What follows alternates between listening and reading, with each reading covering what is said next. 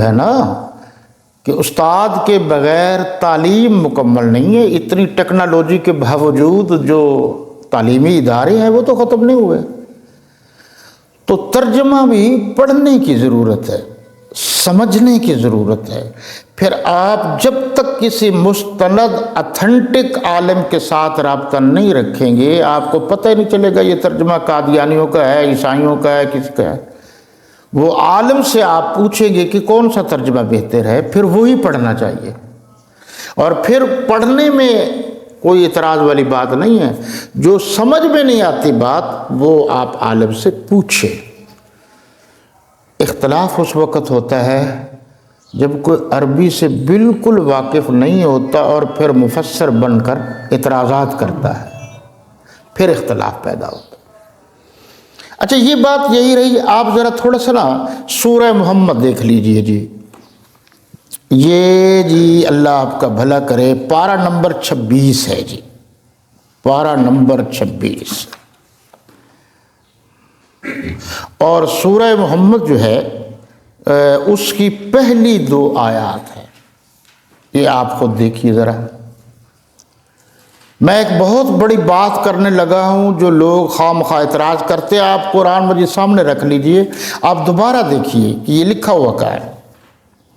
سورہ محمد میرے پاس جو ہے پارہ نمبر 26 ہے، صفحہ نمبر 655 ہے، 655. الذین کفروا وصدوا عن سبیل اللہ اضل اعمالہم. جن لوگوں نے کفر کیا اور اوروں کو اللہ کے رستے سے روکا، اوروں کو بھی اللہ کے رستے سے، یعنی کفار کہتے تھے کہ محفل محمد صلی اللہ علیہ وسلم میں آپ نہ جائیں، وہ جو روکتے تھے، اللہ نے ان کے اعمال، عمل کی جمع اعمال، برباد کر دیے. یہ آپ صرف ترجمہ دیکھ لیجئے تاکہ آپ کے سارے مغالطے دور ہو جائیں. میں نے کہا ہے صرف ترجمہ، اور جو آپ کے سامنے ترجمہ ہے وہ پاکستان کا مستند ترین ترجمہ ہے جو سرکاری اداروں میں پڑھا جاتا ہے. صرف آپ ترجمہ دیکھیں. جنہوں نے کفر کیا اور اوروں کو اللہ کے راستے سے روکا، اللہ نے ان کے اعمال برباد کر دیے. مسئلہ واضح ہو گیا کہ ان کے اعمال کی چھٹی. اگلی آیت قابل غور ہے، والذین آمنوا وعملوا الصالحات. اور جو ایمان لائے اور نیک عمل کرتے رہے. دیکھیے ترجمے پر کتنی محنت ہو رہی ہے، رہے. اب رہے جو اردو کا لفظ ہے آپ اس پر بھی غور کریں. زندگی میں صرف ایک مرتبہ نیک عمل نہیں کہ ہمیشہ کرتے رہے. وَآمَنُوا بِمَا نُزِّلَ عَلَى مُحَمَّد. اب نام بھی لے لیا ہے اللہ نے.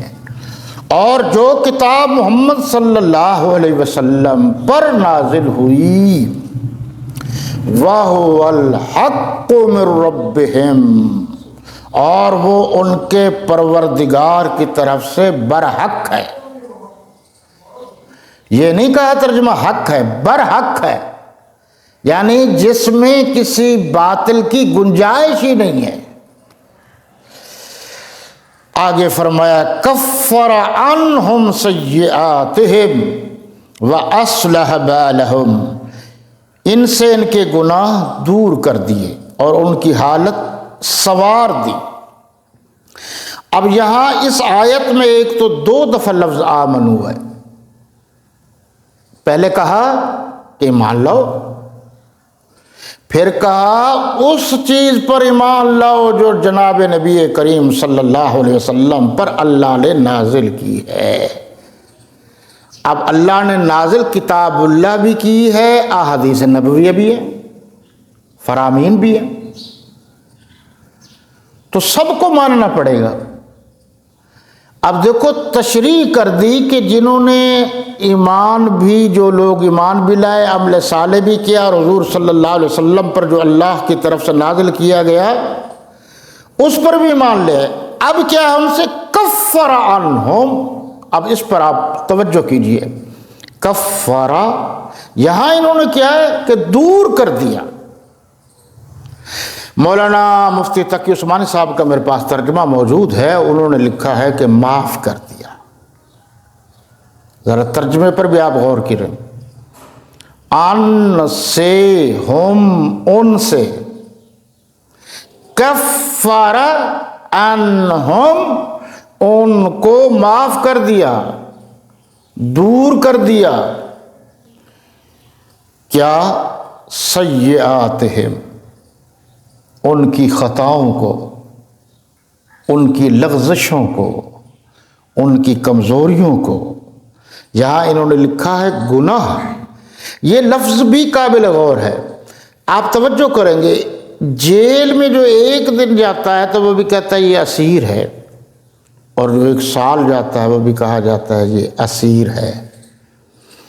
الفاظ کے استعمال پر بھی آپ توجہ کریں گے، ایک کھجور ہے تو لیجیے یہ کھجور ہے، اور من ہے تو یہ کھجور ہے۔ یہ گناہ سے مراد گناہ کبیرہ نہیں ہے، چھوٹے موٹی خطائیں، ٹھیک ہے؟ تو اللہ فرما رہے ہیں کہ جو ایمان لائے اور عمل صالح کیے، نمبر 1، پھر غور کیجئے، آمنو بما نزل علی محمد، جناب محمد رسول اللہ نبی کریم رؤوف الرحیم علیہ الصلاۃ والتسلیم، حضور خاتم النبیین والمعصومین، تاجدار ختم نبوت صلی اللہ علیہ وسلم پر جو اللہ نے نازل کیا اس پر بھی ایمان لے آئے۔ تو اللہ نے انعام کیا دیا، کفر عنہم سیئاتہم، اللہ نے فرمایا ان سے ساری خطاؤں کو، کمزوریوں کو، لغزشوں کو دور کر دیا، معاف کر دیا۔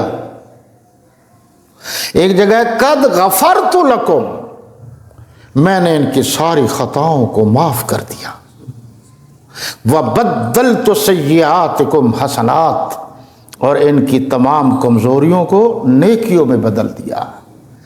جناب اس پر غور کریں کہ یہ قرآن کس پر نازل ہوا؟ سب سے پہلے قرآن مقدس کو سننے والے، پڑھنے والے کون تھے؟ کس سے پڑھا تھا؟ اور سب سے پہلے مخاطبین کون ہیں؟ ظاہر ہے اس سے مراد نبی تو نہیں ہے، نبی پر تو جو چیز نازل ہو گئی، جو ایمان لانے والے ہیں سب سے پہلے وہ تو صحابہ کرام ہیں۔ تو صحابہ کرام کے بارے میں قرآن نے کہا کہ اللہ فرما رہے ہیں میں نے ان کو معاف کر دیا ہے۔ دنیا کا کوئی عالم ترجمہ کر کے مجھے دکھائے، کفارہ ماضی ہے یا نہیں ہے؟ چلو اس کو بھی چھوڑ دیجئے، یہ تو لکھا ہوا ہے دور کر دیے، ذرا آپ ترجمہ دیکھیں، دور کر دیے یعنی اللہ نے معاف کر دیا۔ بس یہی میری درخواست ہے کہ جب اللہ نے صحابہ کو معاف کر دیا ہے تو تم بھی معاف کر دو۔ صحابہ کے بارے میں غلط باتیں کیوں کرتے ہو؟ کوئی بات آپ کو سمجھ میں آ رہی ہے؟ قرآن ہے، آپ اس پر غور کریں۔ تھوڑا سا میں آپ کو دوسری طرف بھی لے جاتا ہوں تاکہ آپ کو سمجھنے میں مزید تھوڑی سی آسانی ہو جائے۔ جی میرے پاس یہ سورہ الحجرات، وقت نہیں ہے کہ میں زیادہ تشریح کر سکوں۔ سورہ الحجرات یہ میرے پاس جو ہے یہ صفحہ نمبر 767 ہے، صفحہ نمبر 767۔ اس میں بہت ساری آیات ہیں لیکن آپ آیت نمبر 7 دیکھ لیجئے۔ یہ صفحہ نمبر 767 کا آخری جو 2 سطریں ہیں آپ یہ دیکھیں، آخری 2 سطریں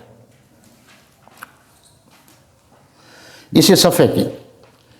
وَاعْلَمُوا أَنَّ فِيكُمْ رَسُولَ اللَّهِ لَوْ يُطِيعُكُمْ فِي كَثِيرٍ مِّنَ الْأَمْرِ لَعَنِتُّمْ وَلَكِنَّ اللَّهَ حبب الیکم الایمان وزینہ فی قلوبکم وکرہ، صفحہ بتا دیا، صفحہ 700 اب یہ 668 ہے، پہلے 667 تھا، اس کے آخری 2 سطریں ہیں، صفحہ 668۔